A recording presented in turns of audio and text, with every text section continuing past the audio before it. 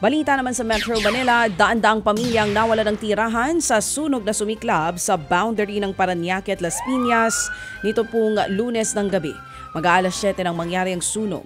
Kanya-kanyang likas sa mga residente habang ang iba'y pilit pang nagsasalba ng gamit. Hindi naman maiwasang maging emosyonal ng ilan pang nasunugan lalo't wala na silang bahay ay wala pang naisalbang gamit.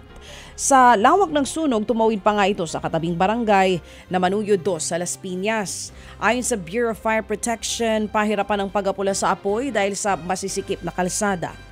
Inabot ng 8 oras bago tuluyang naapula ang sunog. Mahigit 200 pamilya naman ang nasunugan. Sa mga covered court muna sila nanunuluyan sa ngayon. Bukod sa Parañaque, isang sunog din ang sumiklab sa Quezon City kahapon ng umaga.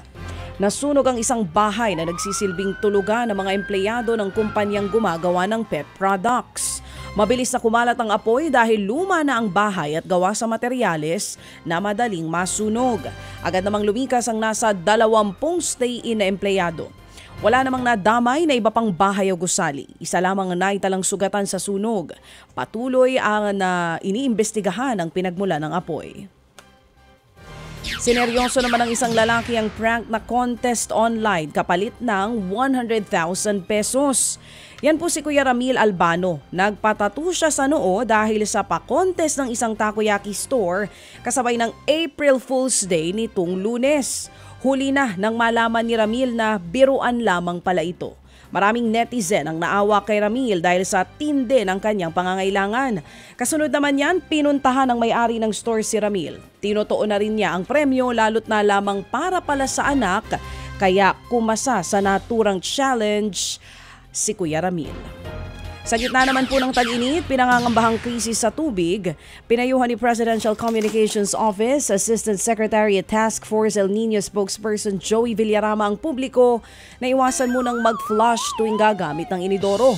Heto raw ay para makatipid sa tubig lalo pat unti-unti nang bumababa ang water level sa mga dam na pinagkukunan ng tubig.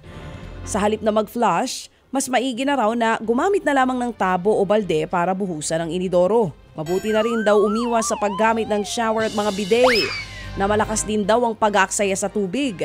Tiniyak naman ni Villarama ang publiko na gumagawa na ng paraan ng gobyerno para masigurong hindi kukulangin ang supply ng tubig sa Metro Manila habang nandyan pa rin ang El Nino. Ted Filon at DJ Chacha ngayon nasa Radyo 5 92.3 News FM Monday to Friday 6 to 10 a.m.